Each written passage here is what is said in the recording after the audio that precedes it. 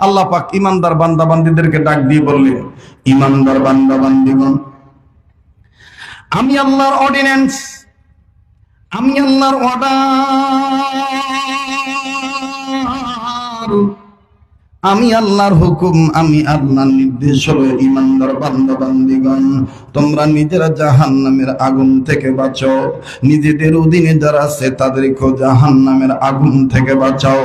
ভাই গো, যেহেতু মহিলা মাদ্রাসার মাহফিল, ইনশাআল্লাহুল আজিজ এমন একটা তথ্য আজ আপনাদের শোনাবো, মনে হবে হুজুর জিন্দেগিতে এই তথ্যটা অন্যজনের কাছে শুনলেও এইরকম সাজানো গোছানো ভাবে শুনতে পারি নাই। বাবাজি, বাড়িওয়ালা বাড়ি ছাড়ো, গাড়িওয়ালারা গাড়িতে বসে বয়ান শোনো। মা বোন গো, জীবনের শেষ বয়ান মনে করে বয়ান করছি। আল্লাহ রব্বুল আমিন ডাক দিয়ে বললেন, ইমানদার বান্দা বান্দীগণ, তোমরা নিজেরা জাহান্নামের আগুন থেকে বাঁচো, নিজেদের অধীনে যারা আছি তাদেরকেও জাহান্নামের আগুন থেকে বাঁচাও। বগুড়ার বন্ধুরা, মুসলমান বাপ ভাইরা রে আমার, বিধর্মী বন্ধুগণ, আপনাদের জন্য কোরআনের দরজা খোলা, ইসলামের দরজা খোলা, ওপেন ডোর। আপনাদের দরজা, আপনাদের জন্য দরজাটা কিন্তু খোলা আছে, উন্মুক্ত আছে। কেননা হেদায়েতের মালিক কোন গোষ্ঠী নয়, হেদায়েতের মালিক কোন ব্যক্তি নয়, হেদায়েতের মালিক হলেন আল্লাহ। আল্লাহ রাব্বুল আলামিন কোন কোরআন কারীমের মাধ্যমে ইমানদার বান্দা বান্দীদেরকে ডাক দিয়ে বললেন, বাজানরে, আল্লাহ পাক এই কোরআন সম্বন্ধে ডেকে বললেন, পৃথিবীর মানুষ যারা মানুষ রূপে জন্ম নিয়েছ, আমি আল্লাহ রাব্বুল আলামিন তোমাদের খুশখবরি সুসংবাদ গুড নিউজ জানিয়ে দিলাম। তোমরা যদি আমার কোরআনের দিকে ধাবিত হয়ে যাও, আমার ডাকে সাড়া দাও, আমি আল্লাহ রাব্বুল আলামিন তোমাদের দুইটা জিনিস, দুইটা নিয়ামত আমি আল্লাহ পুরস্কার দিয়ে দেব। নাম্বার 1, আমি আল্লাহ জিন্দেগির গুনাহ মাফ করে দেব। নাম্বার 2, আমি আল্লাহ তোমাদের আমলনামায় জান্নাত লিখে ধন্য করে দেব। জোরে করুন সুবহানাল্লাহ।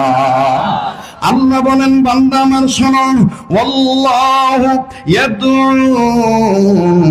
ইলাল জান্নাতি ওয়াল মাগফিরাতি বিইজনিহি ওয়া ইউবাইয়িনু আয়াতিহি লিন-নাসি লাআল্লাহুম ইয়াতাযাক্কারুন। আল্লাহ বললেন, নবীজি, মানুষ রূপে যারা জন্ম নিয়েছে, এই মানুষগুলি যদি আমার ডাকে সাড়া দেয়, আমার আন্দোলনের দিকে আসে, আমি আল্লাহ রাব্বুল আমিন তাদের দুটো জিনিস পুরস্কার দেব। নাম্বার 1, আমি আল্লাহ তাদের জীবনের গুনাহ মাফ করে দেব। নাম্বার 2, আমি আল্লাহ তাদের আমলনামায় জান্নাত লিখে ধন্য করে দেব। ভাই গো, বিনয় সহিত বলছি, বাজান, কেউ কারো দিকে তাকাইবেন না, নিজের চিন্তা নিজে করবেন বন্ধ, কারো যাওয়া দেখে কেউ যাবেন না, নিজের চিন্তা নিজে করবেন। মান আরাফা নাফসাহু ফাকাদ আরাফা রাব্বাহু, যে নিজের চিহ্ন সে আমার আল্লাহরে চিনল, যে নিজের চিনে নাই সে আমার আল্লাহ রব্বুল আমিনকেও চিনেন নাই। আমার বন্ধুগণ, ফখর গর্ব করার জন্য বলছি না, এই পাগল বান্দাটার দিকে তাকাইলে ঠকবেন না, এই চেহারার দিকে তাকাইলে লস হবে না। আমার বন্ধুগণ, আল্লাহ পাক তার এই বান্দাটাকে, গোলামটাকে আপনাদের দোয়ার বরকতে, আল্লাহ ওয়ালাদের নেক সহবতের বরকতে, মা জননী বাপজানের দোয়ার বরকতে, বাজান রে আমার, ওস্তাদদের খেদমতের বরকতে, আল্লাহ রাব্বুল আলামিন 2014 সাল থেকে শুরু করে 2025 সাল পর্যন্ত, বাজান রে আমার, শুধুমাত্র করোনা মহামারীর বছর ছাড়া আল্লাহ রাব্বুল আলামিন প্রত্যেকটা বছর আরাফাতের মাঠে হাজিরা দেওয়ার সুযোগ দিয়েছেন। এমনকি প্রতি বছর গোটা রমজান মাস আমার আল্লাহ সোনার মদিনায় মসজিদে বেলালের পাশে আমাকে থাকার জায়গা ব্যবস্থা করে দিয়েছে। এই হাত কাবা ধরা হাত, এই চেহারা বুজুর্গদের দোয়ার চেহারা। বাবাজি কার কখন মরণ হবে কারো দ্বারা নেই বাবা। অন্ত বিলম্বে কোনো এক কারণে বাজার হয়তো বা আপনাদের কাছে মনে হয়েছে দেরি হয়ে গেছে। না না বাজার না, আমি আমার সময় মোতাবেক চলে এসেছি। একটু দিলটা নরম করবেন, গভীর মনোযোগী হয়ে শুনবেন। আল্লাহ রাব্বুল আলামিন কোন কোরআন কারীমের মাধ্যমে তাম পৃথিবীর ইমানদার বান্দা বান্দীদেরকে জাহান্নামের আগুন থেকে বাঁচতে বললেন, এবং আমার বন্ধুগণ অধীনস্থদেরকে বাঁচাইতে বললেন। আল্লাহ পাক এই কোরআন কারীমের ব্যাপারে আল্লাহ ডাক দিয়ে বললেন, পৃথিবীর মানুষেরা শোনো, আমি আল্লাহ পাক এই কোরআন কারীম নাজিল করলাম শুধুমাত্র বিশ্ব মানবতার কল্যাণের জন্য, সত্যের বিধান আকারে। আল্লাহ বলেন, বান্দা আমার শোনো, ইন্না আনজালনা আলাইকাল কিতাবা লিন-নাসি বিল হাক্কি ফামান ইহতাদা ফালিনাফসিহি ওয়া মান দাল্লা ফাইন্নামা ইয়াদিল্লু আলাইহা ওয়া মা আনতা আলাইহিম বিওয়াকিল। আল্লাহ বললেন, নবীজি আমি আপনার উপর যে কিতাব নাজিল করলাম এটা লিন্নাস মানুষদের জন্য বিল হক সত্যের বিধান আকারে। তবে নবী গো, এই কিতাব যারা মানবে তারা জান্নাতি, যারা মানবে না তারা গুমরাহি। ফামানি তাদা ফালিনাফসিহি ওয়া মান দাল্লা ফাইন্নামা ইয়াদিল্লু আলাইহা। আমার বন্ধুগণ, আল্লাহ রাব্বুল আমিন এই কিতাবখানা মানুষদের জন্য নাজিল করলেন। আল্লাহ রাব্বুল আমিন কোন কোরআন কারীমের মাধ্যমে আমাকে আপনাকে জাহান্নামের আগুন থেকে বাঁচতে বললেন, অধীনস্থদেরকে বাঁচাইতে বললেন। আল্লাহ ডাক দিয়ে বললেন, বান্দা বান্দি শোনো, এই কিতাবখানা আমি আল্লাহ নাজিল করলাম পৃথিবীতে যে মানুষগুলি জুলুমাতের পথে পড়ে আছে, পাপাচারিতে লিপ্ত হয়ে গেছে, অন ইসলামিক কার্যকলাপ অসাংস্কৃতিক বেড়াদারে যারা লিপ্তবদ্ধ হয়ে গেল, আমি আল্লাহ রাব্বুল আলামিন জুলুমাতের পথ থেকে টেনে বের করে ওই মানবতাকে আলোর পথ দেখানোর জন্য কিতাবখানা নাজিল করলাম। আল্লাহ বলেন, বান্দা আমার শোনো, কিতাবুন আনজালনাহু ইলাইকা লিতুখরিজান নাসা মিনাল যুলুমাতি ইলান নূর। আমি আবারও বলতেছি, আপনারা থাকলে আমি চালাবো, নাহলে দোয়া করে দেব। আছেন ভাই, আছেন? তাহলে আবার একটু তাকবীর লাগান, লিল্লাহে তাকবীর। আমার ভাইরা, আমার বন্ধুগণ, গভীর মনোযোগী হয়ে শোনা চাই। আল্লাহ পাক ডাক দিয়ে বললেন, নবীজি তাম পৃথিবীর ইমানদার বান্দা বান্দীদেরকে আমি আল্লাহ নির্দেশ দিলাম, জাহান্নামের আগুন থেকে নিজে বাঁচবে, অপরকে বাঁচাবে। ভাই গো, নবীজি বললেন জাহান্নামের আগুন থেকে ইমানদার বাঁচা, ইমানদার বান্দাদের বাঁচা এবং নিজে বাঁচা, অপরকে বাঁচানো, এটা নির্দেশ আমার আল্লাহর। আর আমি নবী মুহাম্মদ রাসূল আরবি বলে দিলাম, জাহান্নাম থেকে উম্মতে মুহাম্মাদীদের বাঁচার পদ্ধতি হলো মাদ্রাসা শিক্ষা ব্যবস্থা। সুবহানাল্লাহ কোন? নির্দেশ হলো আল্লাহ, আর বাঁচার পদ্ধতি হলো মাদ্রাসা শিক্ষা ব্যবস্থা, সুশিক্ষা ব্যবস্থা। সুবহানাল্লাহ কোন? উম্মতের যুগ শ্রেষ্ঠ, শতাব্দীর শ্রেষ্ঠ রাহবার হযরত উলামায়ে কেরামগণ নিজ নিজ কিতাবের মধ্যে রাসূলের কওল নকল করে বলেন, উম্মতে মুহাম্মাদীদের জাহান্নাম থেকে বাঁচার পথ হলো 4টা। বাজান বুঝে যাবেন। আবারও বলছি, কেউ চলে গেলে কারো যাওয়া দেখে কেউ যাবেন না। আব্দুল খালেক শরীয়তপুরি বাজার ওয়াজের লাইন থেকে ফেল করা মানুষ না। আমার বন্ধুগণ, আস্তে আস্তে শুরু করি, ধীরে ধীরে শোনেন। আল্লাহ পাকের কাছে দোয়া করতে থাকেন, আল্লাহ রব্বুল আমিন যেন কণ্ঠটাকে একভাবে রাখেন। যে ধরনের শক্তি দরকার, এনার্জির দরকার, আমার বন্ধুগণ এই এনার্জি শক্তি যেন আল্লাহ আমাকে দিয়ে দেয়। আওয়াজ দিয়ে বলেন না আল্লাহুম্মা আমিন। উম্মতে মুহাম্মাদীদের জাহান্নাম থেকে বাঁচার পথ 4টি। বুঝে থাকলে বলেন তো দেখি, সোনার বাপ জানারা, কলিজার টুকরা যুবক ভাইরা, বলেন তো দেখি, উম্মতে মুহাম্মাদীদের জাহান্নাম থেকে বাঁচার পথ কয়টা? হলো না ভাই? আবার বলেন। আবার বলেন, চারটা। নাম্বার 1 হলো আলেম হওয়া, নাম্বার 2 হলো আলেমের ছাত্র হওয়া, নাম্বার 3 হলো আলেমের কথা শোনা, নাম্বার 4 হলো আলেমদেরকে মহাব্বত করা। কয় গ্রুপ? 4 গ্রুপ। নবী বলছেন এই 4 গ্রুপের লোক হও, 5ম নম্বরটা হইও না। মাদ্রাসা টাকা দিলে দিও, কিন্তু মাদ্রাসা বন্ধ করার ষড়যন্ত্রে লিপ্ত হইও না। কথা কোন ঠিক কিনা? 5ম নম্বর গ্রুপ হইও না। কিন্তু আমাদের সমাজে এখন এইটাই বেশি, 5 নম্বর গ্রুপের লোক বেশি।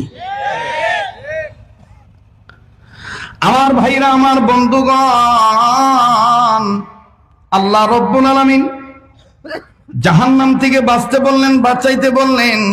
নবীজি বললেন মাদ্রাসা শিক্ষা ব্যবস্থা জাহান্নাম থেকে বাঁচার পথ পদ্ধতি। আর উম্মতের ওলামায়ে কেরাম বললেন উম্মতে মুহাম্মদীদের জাহান্নাম থেকে বাঁচার পথ হলো 4টি।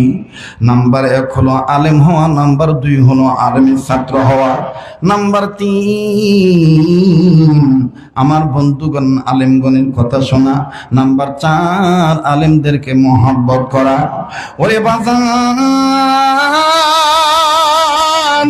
3টি কথা উম্মতের আলেম আমার সেরেতাজ মাথার মুকুট উলামায়ে কেরামদের কাছে জমা রাখলাম। শুধুমাত্র 2 নম্বরটার কথার ব্যাখ্যা দিয়ে চলে যাব। 2য় নম্বরটা হইল আমার বন্ধুগণ আলেমের ছাত্র হওয়া। আলেম উলামার ছাত্র হইলে বলেন লাভ না লস। কোন ছেলে মেয়ে যদি দ্বীন শিক্ষা গ্রহণ করেন, কোন ছেলে মেয়ে যদি কোরআনুল কারীমের জ্ঞান শিক্ষা গ্রহণ করেন, আমার বন্ধুগণ কোরআন সুন্নাহর শিক্ষা গ্রহণ করেন, ওই ছেলে মেয়ের বাবা মা দেখেন মর্যাদা কেমন বেড়ে যায়। লম্বা করার কোনো সুযোগ নেই বাবু। যেহেতু এই নুনগুলা এলাকায়, আশুগোলা এলাকায় আমার জীবনে আসা হয়নি, এটা আমার বন্ধুগণ আমার সর্বপ্রথম আশা। This is my first arrival in the locality. বাজান, আমি জীবনের প্রথম আসলাম বাবা, প্রথমবার আসলাম। কিন্তু বাজান অধিকাংশ শ্রোতা আমার পুরনো শ্রোতা, অধিকাংশ শ্রোতা আমার পরিচিত শ্রোতার বাজান, আমি আপনাদের কাছে বলতে চাই, অসংখ্য ওলামায়ে কেরাম আছেন, তাদের জিজ্ঞেস করে দেখবেন বাবা।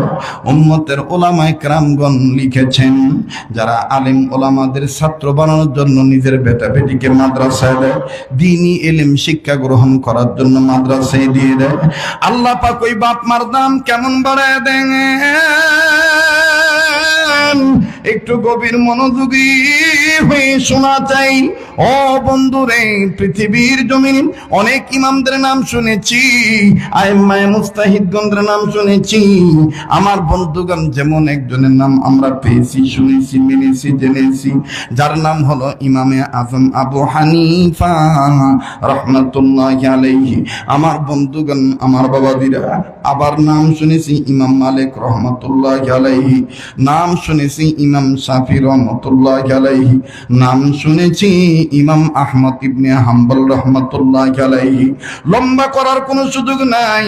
ইলম থাকলে, কোরআন হাদিসের জ্ঞান থাকলে আল্লাহ রাব্বুল আলামিন দুনিয়ার জিন্দেগিতে আল্লাহ পাক তাকে ইজ্জত দান করে দেয়। মরার পরে পরকালীন জগত আল্লাহ তাকে সম্মানিত করেন। বাজান কেমনে সম্মানিত করেন? ইমামে আজম আবু হানিফা রাহমাতুল্লাহি আলাইহির জীবনী খুললে পাওয়া যায়। ইমাম আজম আবু হানিফা উনি বেশি বেশি কিতাব রিসার্চ করতেন, যেহেতু উম্মতের ফকিহ ছিলেন। আমার বন্ধুগণ, উম্মতের আধ্যাত্মিক চিকিৎসক ছিলেন, আইন বিশেষজ্ঞ ছিলেন। ও বন্ধু, এই ইমাম আজম আবু হানিফা যেই দিকে রওনা হইতেন, ওনার পিছনে 10 জন, 20 জন, 30 জন, 40 জন, 50 জন, 100 জন মানুষ মুসলমান তার পিছনে হাঁটাহাঁটি করতেন।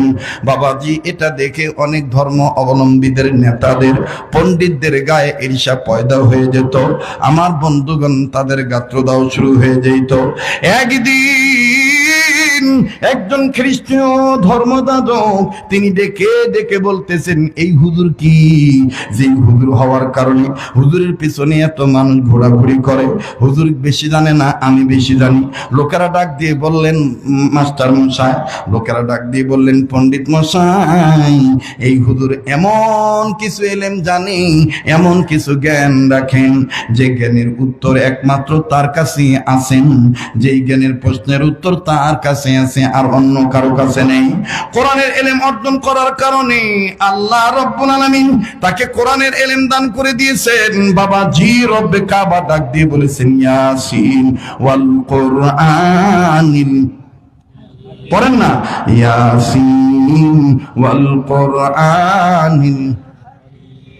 হযরত ইমাম আযম আবু হানিফাকে দেখে এই খ্রিস্টান ব্যক্তি ডাক দিয়ে বলতেছে, এই আপনি নাকি খুব বেশি জানেন, তাহলে বলেন তো দেখি, আমি প্রশ্ন করব, উত্তর যদি দিতে পারেন তাহলে বুঝবো আপনার ধর্ম সহি, আর যদি উত্তর না দিতে পারেন তাহলে আপনার ধর্ম সহি না, আপনার ধর্ম ভুয়া, আপনিও ভুয়া।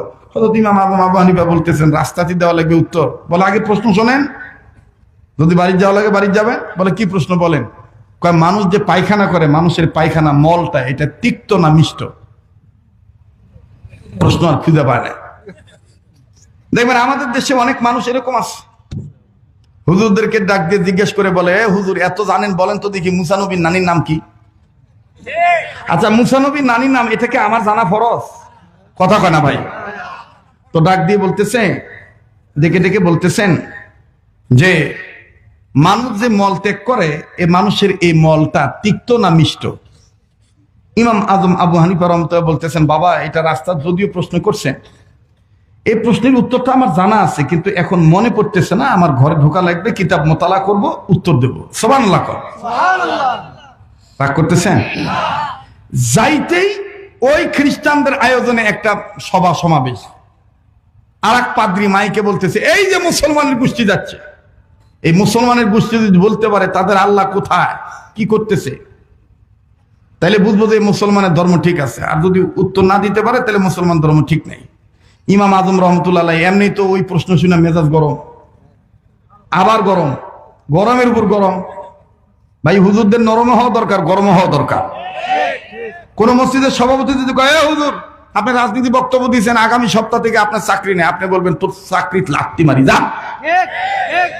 কারণ আমার রিজিকের মালিক সভাপতি নয়, আমার রিজিকের মালিক আমার আল্লাহ। কথা বলেন ঠিক কিনা? তুমি সভাপতির লাল চোখকে ভয় করে চাকরির ভয় আমি হক কথা বলা বাদ দেব, এটা হবে না। প্রয়োজন বোধে চাকরি কেন, জীবন দিতে রাজি থাকবো, কিন্তু আল্লাহর আইন মানতে অবাধ্য হব না। সময় কি দেওয়া যাবে রে? আরে কি গুতাগুতি হচ্ছে কেন, কথাবার্তা হচ্ছে কেন? হ্যাঁ কি রে ভাই, ওটা বলতেছো না, দেরি করো না, আমাকে আমার কাজ করতে দাও, আমি অনেকদিন পর আসছি, আগে ওয়াজ করতে দাও। এগুলা অন্য শ্রোতা, এটা যাবে না, এটা অরিজিনাল শ্রোতা। কথা কোন ঠিক কিনা? ঠিক আছে না ভাই? আল্লাহ কবুল করুক, যেরকম আমিন। আবার তাকবীর লাগা, নারায়ে তাকবীর। এই সাইটে যারা আছেন মেহেরবানি করে কথাবার্তা বন্ধ করে দেন, আপনারা এই যে নড়াচড়া বন্ধ করেন, অ্যাটেনশন প্লিজ। ওখান থেকে একটু মেহেরবানি করে এই দাঁড়ি সাইড থেকে যুবক ভাইরা বন্ধুরা একটু সামনের দিকে আসো, তোমরা বসো, যখন তোমাদের কাজের কথা বলবো তখন তোমরা কাজ করবা, এছাড়া লড়াচড়া বন্ধ করো।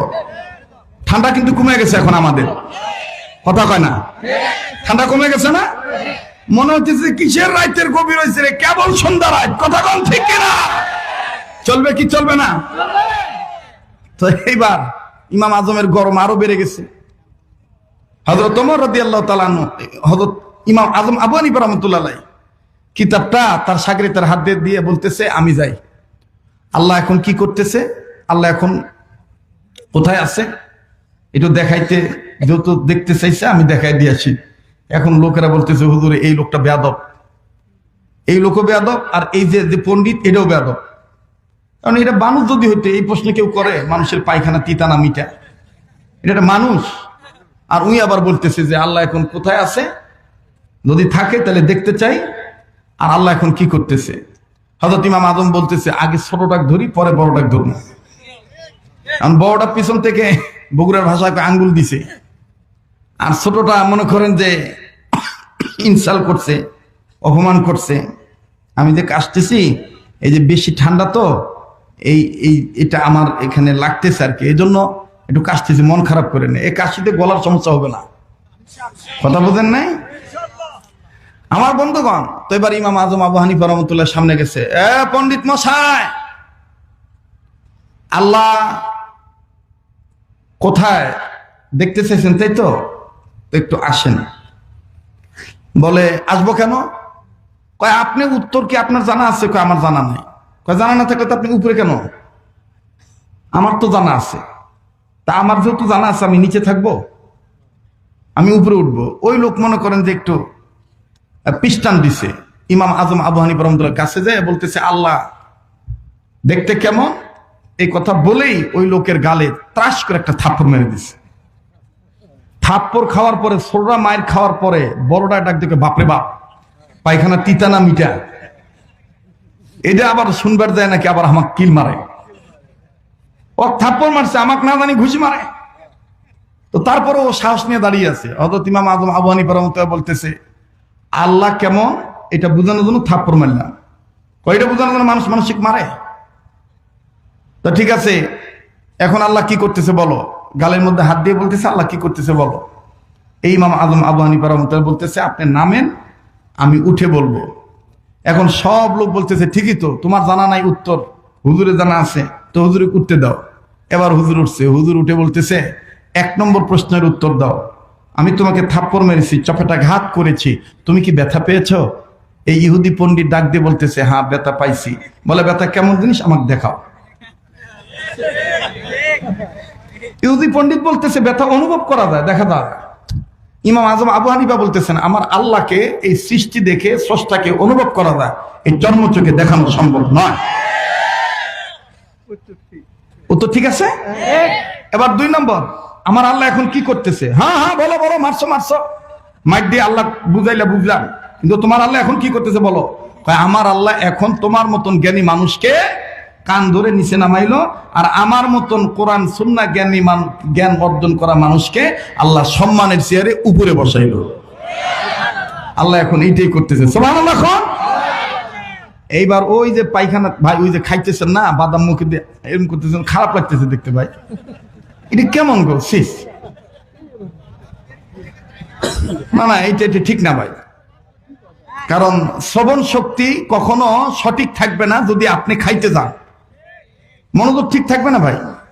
এই একটু এই বাদাম না খেলে কি হয়? এই 2-1 ঘন্টার জন্য বাদাম নাই, যা ছিল সব শেষ। যাই হোক ভাই, কষ্ট হচ্ছে নাকি আপনাদের? হযরত ইমাম আজম আবু হানিফা রাহমাতুল্লাহ এবার পিছনে এসে ডাক দিয়ে বলতেছে চলেন, আপনি ছোটরত সাগরের তো উত্তর পাইছে, চলেন পায়খানা তিতা না মিঠা আপনাকে বলে দেই। এই যাইতে যাইতে হঠাৎ করে হুজুরের বাড়ির লোক আইসা কয় হুজুর, মানুষের সমস্যার সমাধান পরে করেন, আগে নিজের ঘরের সমস্যার সমাধান করেন। কয় কি হয়েছে? আপনার মা তালাক হয়ে যাইতেছে, আপনার মা আর আপনার বাপ বুড়াতি বয়স লাগা গেছে, বুড়া বুড়ি এমন লাগছে, এখন বুড়ি কয় ভাত খামো না, বুড়া কয় তুই কথা না করলে তোকার রাখবো না, টাইম বেঁধে দিছে। ইমাম আজম আবু হানিফা রাহমাতুল্লাহ বলতেছেন কি বুড়া বয়সে বুড়ি বয়সে বাপ মা লেগে গেছে? বলে হ্যাঁ। আমার ভাইরা, আমার বন্ধু, ইমাম আজম আবু হানিফা রাহমাতুল্লাহি আলাইহি ডাক দিয়ে বললেন ভদ্রলোক আপনি মনে কষ্ট নিবেন না, আমার মা বাপ একটু বয়স্ক মানুষ, একটু পান থেকে চুন খুঁজলেই ওনারা লেগে যায়, এটা আবার আমার মীমাংসা করতে হয়। খ্রিস্টান ব্যক্তি বলতেছে তোমার মা যে তালাক হয়ে যাবে, এই তালাককে তুমি কেমনে ঠেকাইবা? বলে এটাও ইনশাআল্লাহ ইয়াসিন ওয়াল কুরআনিল হাকিম, কোরআনের ইলম দ্বারা ঠেকাবো। বাড়িতে ইমাম আজম আবু হানিফা রাহমাতুল্লাহ আলাইহি চলে গেলেন, খ্রিস্টান ব্যক্তিকে সুন্দর করে বসতে দিলেন। বাপ মার সমস্যা সমাধান করার পর আমি আপনাকে উত্তর দেব ইনশাআল্লাহ। মানুষের মল তিক্ত না মিষ্ট, আপনি ঘাবড়াবেন না, আগে আমি আমার মা বাপকে ঠিক করে আসি। এইবার ইমাম আজম আবু হানিফা রাহমাতুল্লাহ আলাইহি উনি বাবার কাছে যায়, ডাক দিয়ে কয় আব্বা কি হয়েছে, ঘটনা খুলে বলো। বাবা ডাক দিয়ে বলতেছেন বেটা রে, অন্য কিছু হয় নাই, তোর মা হঠাৎ করে কথা বলে না। আমি তাকে জিজ্ঞেস করেছি কি ব্যাপার, এরকম করে চুপ করে আছো কেন? বলো না বলো না, কথা বলো না। তোর মা হঠাৎ করে বলতেছে আমি আর কথা বলবো না। আমিও তখন মেজাজ গরম করে বলেছি তুমি যদি কথা না বলো, তোমার কথা বলার সময় বেঁধে দিলাম, তোমার কথা বলার সময় ফিক্স করে দিলাম, টাইম ফিক্স করে দিলাম। তুমি যদি ফজরের আজানের মধ্যে কথা না বলো, আমি ইমাম আজম আবু হানিফার বাবা বললাম ফজরের আজান দিলে অটোমেটিক তুমি 3 তালাক হয়ে যাইবা।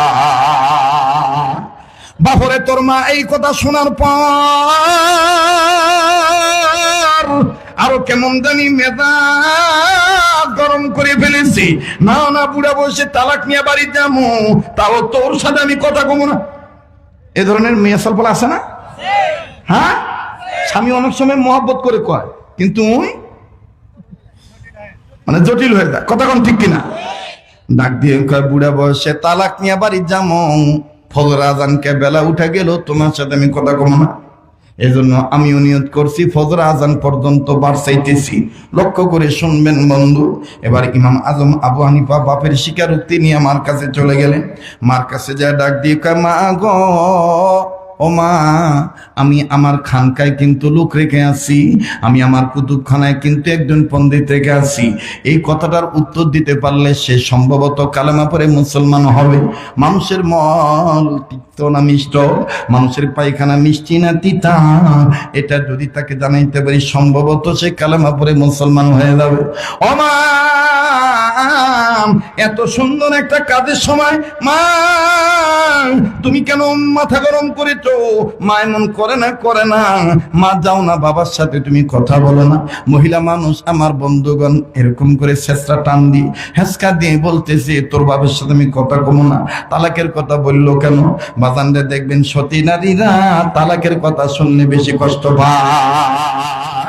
ইমাম আজম আবু হানিফার মা ডাক দিয়ে তোর বাবা যেহেতু বুড়া বসে তালাকের কথা বলে ফেলেছে, আমি তোর বাবাকে বলে দিয়েছি আমিও সেই মেয়ে, ফজর আজান কেন বেলা উঠে যাবে, তাও আমি কথা বলবো না। অনুরোধ করে বলতেছি বাজান কেউ কারো দিকে তাকাইবেন না। অনেক বন্ধুদের জানা আছে রাত্র যত গভীর হবে এই পাগল বান্দাটার কণ্ঠ আল্লাহ তত ক্লিয়ার করে দিবে। লাগবে না চা, লাগবে না পানি, লাগবে শুধু আপনাদের অন্তরে দুয়ার খনি আর আমার আল্লাহ রব্বুল আলামিনের মেহেরবানি। তাতে হয়ে যাবে পরিবর্তন, হবে বক্তা শ্রোতার জিন্দেগানি ইনশাআল্লাহ। তবে অনুরোধ করে বলবো দিবেন আজকে সময় কুরবানি, তাইলে পাওয়া যাবে মাবুদের মেহেরবানি। আমার ভাইরা, আমার বন্ধুগণ, মহিলা ডাক দিয়ে কয়েন তোর বাবার সাথে আমি কথাই বলবো না। ফজর আযান কেন বেলা উঠে গেল কথা বলবো না। হযরত ইমাম আযম আবু হানিফা সময়ের দিকে নজর করে দেখতেছেন। বুঝছি দিনের বেলায় মাছ ভাও করা যাবে না, রাত্রি বেলায় বাপ মার সমস্যার সমাধান করা লাগবে। দৌড়াইয়া খ্রিস্টান ব্যক্তির কাছে গেছে, স্যার আপনি যদি মনে কিছু না নেন আমি আপনার উত্তর দিমু। খ্রিস্টান মানুষ এখন তার অনুসারীদেরকে ডাক দিয়ে বলতেছে দেখ মৌলবি পারবে না, বিদা আমার ঠেকায় রাখছে। মৌলবি জানে না মানুষের পায়খানা তিতা না মিঠা, এটা মৌলবি জানে না। মা বাবার দোয়াই দিয়ে আমাকে আটকায় থইতেছে। আমার বন্ধুগণ, ইমাম আজম সব সহ্য করলেন। ইমাম আজমকে যখন এরকম তহমত দেয়, ইমাম আজম তখন পুটুর করে বলে ইসবিরু অরবিতু ওয়াত্তাকুল্লাহ লাআল্লাকুম তুফলিহুন ইন্নাল্লাহা ইউহিব্বুস সাবিরিন ইন্নাল্লাহা মা'আস সাবিরিন। ব্যর্থতা তোমাদের, সফলতা আমাদের। যদি আমাদের অন্তরে আল্লাহর ভয় থাকে, যদি সবর থাকে, ধৈর্য শক্তি থাকে, এই ধৈর্য শক্তির বিনিময়ে আমার আল্লাহ একটু সময় হইলেও দা গুড নিউজ কাম স্লোলি, ভালো কাজের রেজাল্ট আস্তে আস্তে আসবে। এবার ইমাম আজম আবু হানিফা লোকটাকে যথাসাধ্যভাবে মেহমানদারি করাইলে মার কাছে চলে গেলেন। বেলা যখন ডুবে গেল, পরের দিন ফজর আগে মাকে কথা বলে তবে আব্বার সাথে, নাইলে মা তালাক হয়ে যাবে। বুড়ি বয়সে যদি মা তালাক হয়ে যায়, মানুষ বলবে নিজের ঘর ঠিক নাই, মানুষের কাছে দিন প্রচার করে বেড়ায়। ইমাম আজম আবু হানিফা রাহমাতুল্লাহ আলাইহি এই সারা দান যখন হয়ে গেল, রাত্রি 12টা 1টা 2টা যখন বেজে যায়, ইমাম আজম আবু হানিফা খ্রিস্টান ব্যক্তিকে যথাসাধ্য মেহমানদারি করাইয়া আরামের বিছানায় ঘুম পাতাইয়া আমার বন্ধুগণ প্রহরীদেরকে ঠিক রাখিয়া ইমাম আজম আবু হানিফা রাহমাতুল্লাহ আলাইহি মার কাছে এসে ডাক দিয়ে মা, শেষবারের মতন বলতেছি মা তুই আব্বার সাথে কথা কর, মা তুই তালাক নিস না, মা তুই জিদ ভেঙে ফেল। মহিলা ডাক দিয়ে না না আমি এক বাপের মেয়ে, আমি আগেও যা কইছি এখনো তাই কই। বুড়া বয়সে প্রয়োজন বোধে তালাক নিব, তোর বাবার সাথে আগে কথা কম না। এইবার হযরত ইমাম আজম আবু হানিফা ডাক দিয়ে মা রে ঠিক আছে কথা যেহেতু বলবি না, দোয়া চাই মা তোদের এই বুড়া বয়সে যেন তোদের রাগটা আমি ভাঙ্গা দিবার পারি, তোদের এই রাগটা যেন আমি মীমাংসা করে দিতে পারি। ইমাম আজম আবু হানিফার মা কয় আবার দোয়া নিবি কেন? কয় মা মা মা মনে যদি কিছু না নাও, ইমাম আজম আবু হানিফা মাথাটা মায়ের কাছে দিয়া কয় মা একটু ফু দিয়া দে। মায়ের ফুয়ে বরকত আছে না নাই? এখন ওই মহিলা আছে ফুলা, মহিলার রাগ হয়ে আছে না? অনেক সময় দেখবেন মহিলা যদি ভালো মন থাকে ভালো মতন ফু দেয়, ঠিক না? আর যদি রাগ হয়ে থাকে কথা কয় না। হযরত ইমাম আজম আবু হানিফা ইমাম আজম আবু হানিফা আল্লাহকে বললেন, আল্লাহ মা যদি খালি অল্প একটু বাতাস মুখ দিয়া বাইর করে দেয় তাই তো আমি কামিয়াব। বাবাজি আমার এই কণ্ঠ ভালো থাকার ঔষধ মেন ঔষধ হলো আমার মা, আমার মা, আমার মা, আমার মা। মায়ের দোয়ার বরকত। বাবাজি সুস্থ থাকার একমাত্র উসিল হলো আমার মায়ের দোয়ার বরকত। দুনিয়ায় মায়ের দোয়ার চাইতে বড় সম্পদ আর পৃথিবীতে নাই, কথা বলেন ঠিক কিনা? আরে যুবক বন্ধু, ইমাম আজম আবু হানিফা রাহমাতুল্লাহ আলাইহি যখন বললেন মা তুই আমাকে একটু ফু দিয়া দে, দোয়া করে দে। ইমাম আজম আবু হানিফার মা আবার কোরআনের আলেম, বাজান হাদিসের হাফেজ, উনি আবার মোটামুটি মাশাআল্লাহ অনেকটাই কোরআন সুন্নাহ জানে। ইমাম আজম আবু হানিফার মা মুখটা ঠোঁটটা নাড়াইয়া বাজান দিয়ে পুটুর পুটুর করে বাজান দিয়ে ইমাম আজম আবু হানিফার মাথায় ফু দিলেন। কি দোয়া পড়েছিলেন বাবা? আল্লামা জারুল্লাহ জনকশরী রহমতুল্লাহ আলাইহি তিনি তার তাফসীরে কাশফের মধ্যে বাবাজি আল্লামা ইবনে কাসির রহমতুল্লাহ আলাইহি তিনি তার তাফসীর ইবনে কাসিরের মধ্যে অবাজান মরহুম মাওলানা দেলোয়ার হোসেন সাইদী রহমতুল্লাহ আলাইহি তিনি তার তাফসীরে সাইদীর মধ্যে বাজান এই কথাটা নিয়ে আসেন। আরে বাবাজি কোন মা বাপ যদি সন্তানদের মাথা এই দোয়াটা পরে ফু দেয়, ওই ছেলে মেয়ের মাথার ব্রেন যত দুর্বল হোক না কেন, মা বাবার দোয়ার বরকতে ছেলে মেয়ের মেধা শক্তি, প্রজ্ঞা শক্তি, ব্রেন শক্তি আমার আল্লাহ প্রখরতা বাড়ায় দেয়। বাজান সেই দোয়াটা কি শুনবেন কি শুনবেন না? বলেন শুনবেন কি শুনবেন না? নিজের ফু যদি নিজে দেন আমার বন্ধুগণ সবচাইতে বেশি কাজে লাগে। হাদিস খুলে দেখেন সাহাবায়ে কেরামরা নিজেরা নিজের পানিতে ফু দিয়া খাইতেন, নবীজি নিজের গায়ে ফু দিতেন। আর আজকে আমরা নিজেরা কালাম থইয়া পীরের কাছে দৌড়াই। নিজে কানা পচিনে না, নিজে কানা পচিনে না, অন্যের সে পথ দেখায়। এদের মতন জাহেল মানুষ দুনিয়াতে নাই। তাই মাওলানা রুমি বলে কাপড় আছে মানুষ নাই, মানুষ আছে কাপড় নাই। খালি সময় যাবে দেখবেন খালি মজাই লাগবে। সেদিনও মাওলানা ফজলুর রশিদ ভাই বলতেছে ভাই আল্লাহ তোকে একটা গলা দিছে ভাই, আল্লাহ তোকে একটা কণ্ঠ দিছে ভাই, এ কণ্ঠের কোনো ক্ষয় নাই। আমি বললাম ভাই আরো একটু দোয়া করে দেন, আল্লাহ জানো আরো বাড়ায় দেয়। কয় এমনি যে দোয়া করে দিছি তাতে যে আজান দিমু ভাই, আগে সিরিয়াস না ভাই, আমাকে ওয়াজ করবার দেবো। অনেকদিন পর আসছি বগুড়ায়, না মন খুলে অন্তরে থেকে একটু ওয়াজ করবার দাও, কথা বল ঠিক কিনা? আজকে যদি একটু বেশি রাইট হয় সমস্যা আছে নাকি? চলবে কি চলবে না? তাহলে আমি কম আজকের মাহফিল, আপনারা বলবেন চলবে চলবে। আজকের মাহফিল কতক্ষণ চলবে? না ভাই এটা আমি সাপোর্ট করলাম না ভাই। আল্লাহ যতক্ষণ কবুল করে ইনশাআল্লাহ বিশ্বাস করেন আমার নাকটার মধ্যে আল্লাহ ওদের গ্রান আসতেছে, আমার দিল বলতেছে মাহফিল আল্লাহর দরবারে কবুল হয়ে গেছে। কারণ যে জিনিসের প্রতি বেশি মেহনত থাকে ওই জিনিসকে সফলতা দিয়ে দেয় কে? আল্লাহ। বলেন কে? আল্লাহ। অনেক মানুষ বলছিল যে শীত, এই শীতের মধ্যে ওয়াজের শ্রোতা হবে আর বক্তা এসে ওয়াজ করে মানে শান্তি পাবে। আমার বন্ধুগণ শান্তি মানুষ দেওয়ার মালিক না, শান্তি দেওয়ার মালিক হলো আল্লাহ। আমার ভাইরা, আমার বন্ধুগণ, ইমাম আজম আবু হানিফা রাহমাতুল্লাহি আলাইহি ডাক দিয়ে বলতেছেন মা তুই আমাকে একটু ফু দিয়ে দে। ইমাম আজম আবু হানিফার মাথার মধ্যে যখন ইমামের মা ফু দিয়ে দিলে, ইমাম আজম আবু হানিফা ডান দিক থেকে শীতে আমার বন্ধুগণ সুন্দর করে চুলে হাত দিয়ে মা মা দোয়া করিস তোর তালাকটা যেন না হয়। তোর বাপকে কয়ে দিস আমি যেদি মেয়ে ফজরের আযান কা বেলা উঠা গেল কথা কম না,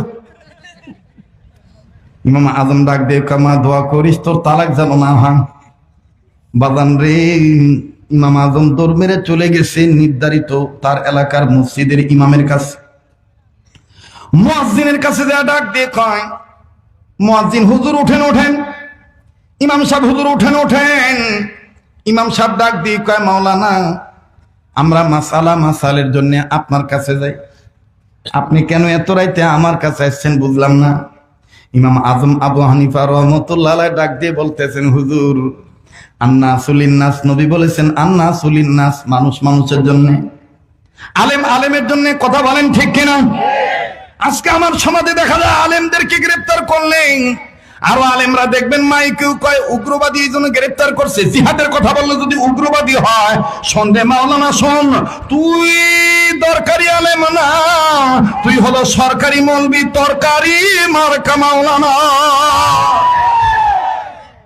ইসলামী রাষ্ট্র কায়েম করার কথা বললে যদি উগ্রবাদী হয়, জঙ্গিবাদী হয়, জিহাদি তামান্না জাগ্রত করলে যদি তোমার দৃষ্টিতে খারাপ হয়, তাহলে তুমি যাকাত ফিতরা নিয়েই থাকো, ইসলামী আন্দোলন কর্মী হওয়ার স্বপ্ন দেখো না। কারণ 1 কোটি মুনাফিকের চাইতে 1 লাখ মুমিনের অনেক দাম বেশি। রাগ করতেছেন নাকি ভাই? বেজার হইতেছেন? চলবে কি চলবে না? বলবো কি বলবো না? বাহ, খুব সুন্দর লাগতেছে। একজনের চোখে ঘুম নাই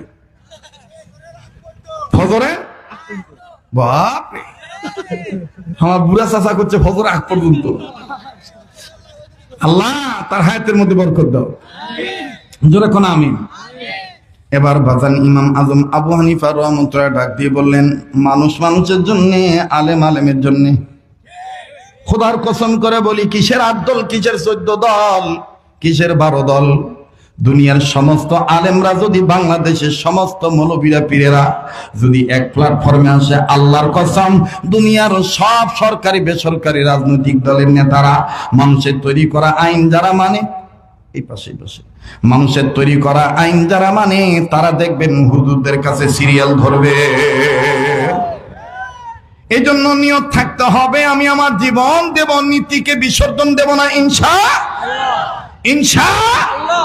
জয় এখন হবে, না হলে না হবে, কিন্তু পরাজয়ের ভয়ে আমি ইসলামের সাথে গাদ্দারি করতে পারি না, মুনাফিকি করতে পারি না। কথা বলেন ঠিক কিনা? বললাম এদিকে রাখতে, তুমি ওদিকে রাখছো, বক্সের সাউন্ড বের হবে না। আমার ভাই একটু তাকবীর দেন তো আবার, লিল্লাহে তাকবীর, লিল্লাহে তাকবীর। কোরআন হাদিস যেখানে আমরা আছি সেখানে, আলেম ওলামা যেখানে আমরা আছি সেখানে, নারায়ে তাকবীর। ইমাম আজম আবু হানিফা ডাক দিয়ে কয়, হুজুর হুজুরের জন্য, আপনি আমার জন্য, আমি আপনার জন্য, আমাদের জন্য। আল্লাহ সুবহানাল্লাহ। আপনি আমার জন্য, আমি আপনার জন্য, দ্বীনের জন্য, আর আমাদের জন্য হবে আল্লাহ। মুয়াজ্জিন সাহেব, হুজুর সাহেব ডাক দিয়ে কয়, হুজুর অত পেজ বুঝি না, কি করতে হবে বলেন না। বলে, হুজুর ফজরের আজানের টাইমের বাকি আছে কয় ঘন্টা? বলে এখনো প্রায় 2.25 ঘন্টা। বলে, হুজুর আমার মা আর আমার বাবা কেমন জানি খালি কথা নিয়ে লেগে গেছে। মা বাবাকে, বাবা মাকে বলে দিয়েছি, ফজর আজানের মধ্যে কথা না বললে যদি এর মধ্যে ফজর আজান দিয়ে দেয়, তাহলে তুই অটো তালাক হয়ে যাবি, 3 তালাক হয়ে যাবি। ও হুজুর আমি আসছি, কোরআন ঘেটে হাদিস ঘেটে এসেছি, আমার মা কোনটা ফজরের আজান কোনটা জোহরের আজান আমার মা চিনে না, তাই আপনার কাছে এসেছি। এই রাত্রিতে আপনি একটু তাহাজ্জুদের আজান জোরে দেন। খুব খেয়াল করে, আপনি তাহাজ্জুদের আজান জোরে দেন। আমার মা শুনে মনে করবে এই তো ফজর আজান দিয়ে দিছে, যাই স্বামীর কাছ থেকে জীবনের মনে শেষ বিদায়টা নিয়ে নেই। যখনই মা কাপড়ের আঁচল থেকে চাবি খুলা বাবার কাছ থেকে বিদায় নিতে যাবে, ফজর আজান মনে করে আমার বাপ যদি আর মা যদি খালি কথা কয়, তাইলেই তো তালাক ভাঙ্গা গেল। এখন মুয়াজ্জিন সাহেব বলতেছে, হুজুর এই দেশের মানুষের যে অবস্থা, এমনি আজান 1 মিনিট 2 মিনিট আগা পিছে হলে কত মুসল্লি কত কথা।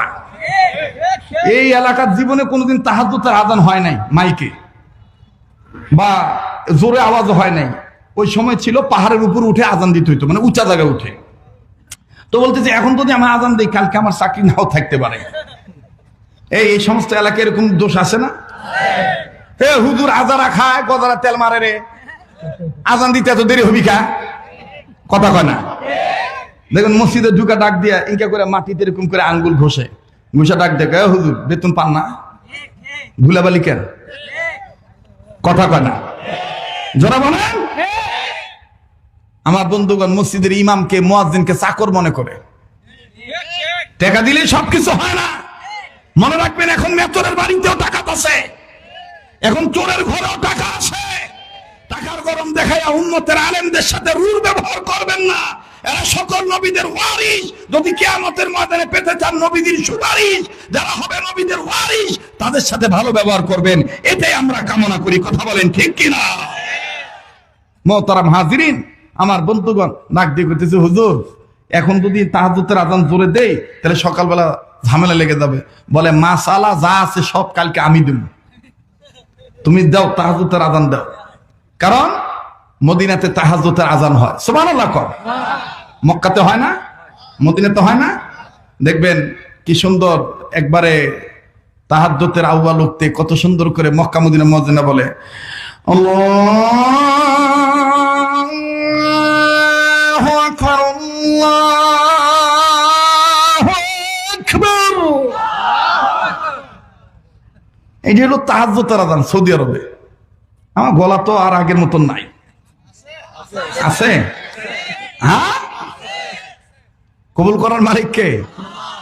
তো এইবার ডাক দিয়ে বলতেছে, ওরা যে আজান শুনতে চাইছে ওই আজান এখনো দেয়নি, দিমু পরে দিমু। ওটা পরে নাকি? আল্লাহ কবুল করুক, জোরে কোন আমিন। তো এইবার দিছে মুয়াজ্জিন আজান। এখন এই বুড়ি মনে করছে ফজর আজান, ফজর আজান মনে করে ইমাম আজম আবু হানিফা তাহাজ্জুদের 2 রাকাত 4 রাকাত অথবা কিতাবে লিখক লিখে 8 রাকাত পরে দোয়া করে আসছে, আল্লাহ মা বাবার যেন মিলে ব্যাপারে আল্লাহ, আল্লাহ টেকনিক অবলম্বন করছে, আল্লাহ আল্লাহ আমার পারিবারিক ক্ষেত্রে তুমি তোমার মদত দান করো। এবার বলে আসছে। এখন আইসা দেখে তার বুড়ি মা ঠিকই ফজর আজান মনে করে চাবি টাবি যা আছে যাইয়া ডাক দেখে, এই যে তালাক হয়ে গেছে, ফজর আজান দিয়ে দিছে, এটা চাবি বুঝে নাও। বুড়ি রেঙ্গে করে কথা কয় না? আরে কথা কয় না রে, রাতে দেখে যা ফজর আজান হয়ে গেছে, চাবি বুঝে নাও, তালাক হয়ে গেছি। এখন ইমাম আজম আবু হানিফের বাপ কোনো কথা কয় না, খালি এদিক ওদিক টাকা। চাবি লেওয়ার চাবি নিছে, নিয়ে ডাক দেখে, ঠিক আছে তালাক হলে আর কি করার আছে। বুড়ে এই কথা কইছি বাস। ইমাম আজম আবু হানিফা আসছে, আইসা ডাক দিয়ে কয়, কি মা? কয় ফজর আজান দিয়ে দিছে, তালাক হয়ে গেছে। ইমাম আজম মিটমিট করে হাসে, কয় মা তাহলে ফজর আজান তুই মনে করে কি করছু? কয় তোর বাবার কাছ থেকে বিদায় লিয়ে লিছে। এখন ইমাম আজম আবু হানিফা রাহমাতুল্লাহ ডাক দেখো, মা এটা ফজর আযান না তাহাজ্জুদের আযান। ফট করে ইমাম আজম আবু হানিফার বাপ ডাক দেখো, এই জন্যই তো আসসালাতু খায়রুম মিনান নাওম শুনলু না।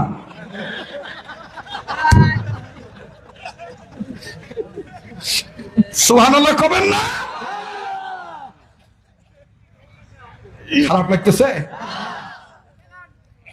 এখন ইমাম আজম আবু হানিফার মা ডাক দিয়ে কইতেছে, যেটা কি তালাক হয় নাই? না মা, আমি কোরআন হাদিস গেটে বের করছি, কোন পন্থায় তো মিলান যায়, এই যে মিলাই দিন।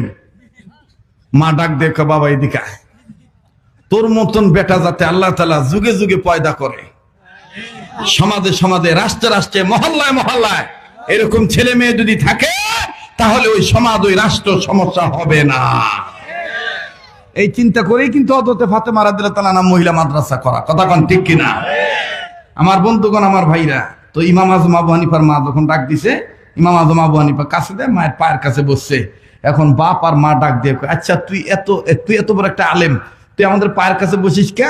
ডাক দিয়ে, মা আমি যত বড় আলেম হই, আমার এই কোরআন হাদিসের মধ্যে লেখা আছে তোদের পায়ের নিচে আমার জান্নাত।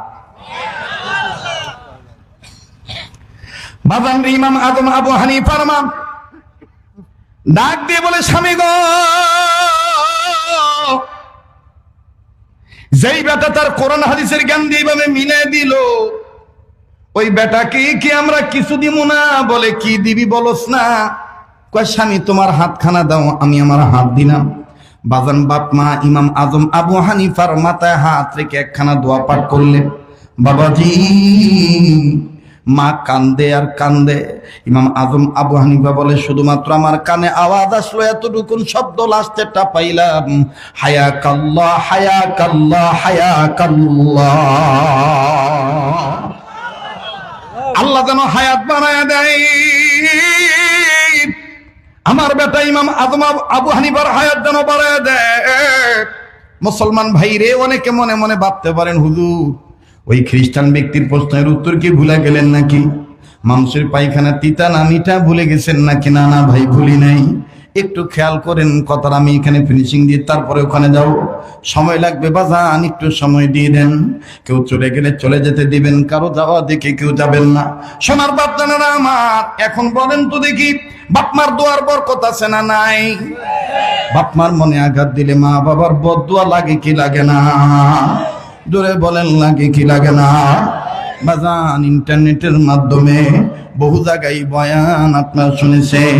গত পরশু দিনও একজন যুবক আমার ফোন দিয়া কয় হুজুর, হোয়াটসঅ্যাপের মাধ্যমে ফোন দিয়া কয় হুজুর, আমি আমার মার সাথে অনেক খারাপ ব্যবহার করতাম, আপনার এই বয়ান শোনার পরে জীবন পাল্টে গেছে হুজুর, আমি পরিবর্তন হয়ে গেছি, দোয়া করবেন। অনুরোধ করলাম হুজুর, আপনি যদি আমাদের জেলায় কখনো বয়ান আসেন, আমার মার কাছ থেকে কেমনে মাপ নিলে মা মাফ করে দিবে বলে দিবেন, আমি আপনাকে দাওয়াত দিলাম, আপনি আসবেন। আমার বন্ধুগণ, আবারও বলছি, কিছুক্ষণের মধ্যে দেখবেন দিল অটোমেটিক নরম হয়ে যাবে, চোখের পানি ঝর্ণার মতন মনের অজান্তেই পড়ে যাবে। কেউ কারো দিকে তাকাইবেন না, নিজের দিকে নিজে তাকাইবেন। আমার বন্ধুগণ, জীবনে শেষ বয়ান মনে করে বয়ান করছি, কার পিছনে জানি মালাকুল মউত দাঁড়ায় রইছে, কার জন্য জানি জংলার বাঁশ রেডি হয়ে গেছে, কার জন্য জানি কার পিছনে জানি আমার বন্ধুগণ, কার জন্য জানি কাফনে কাপড় তৈরি হয়ে গেছে, কার জন্য জানি কবরের মাটি বায়না হয়ে গেছে। ও বাজান, ও আমার কলিজার টুকরা যুবক বন্ধুরা, পর্দার আড়ালের মা বোনেরা, প্রত্যেকটা কথা দেখবেন তীরের মতন অন্তরে প্রভাব বিস্তার লাভ করবে। কেননা আমার এই হাত আল্লাহওয়ালাদের হাতের সাথে লাগানো, এই কণ্ঠের লেশ, এই কণ্ঠের শক্তি আমার মাওলা পাকের কুদরতি শক্তি। 30 বছরের উপরে হয়ে গেল ময়দানে কথা বলার বয়স, সাথের কত বক্তা বাজান অকেজো হয়ে গেছে, কিন্তু আল্লাহ পাক এখনো ঠিক রাখছে। এটা আমার আল্লাহর দয়া, মায়ের দোয়ার বরকত। ও বাজানি, নুনগুলা সকলার অনেক যুবকদের সাথে বিদেশের বাড়িতে দেখা হয়ে যায়। এই তো আগামী 2026 সালের ফেব্রুয়ারি মাসে 21 ফেব্রুয়ারিতে আবার মদিনায় চলে যাব। আপনাদের জন্য দোয়া করব, কাবা ধরে ধরে দোয়া করব, মাকাম ইব্রাহিম বরাবর নামাজ আদায় করে দোয়া করব, হাতিমে নামাজ আদায় করে দোয়া করব, জমজম পানি পান করার পরে দোয়া করব, মুলতাজিমে আঘাত করে হাত দিয়ে দোয়া করব।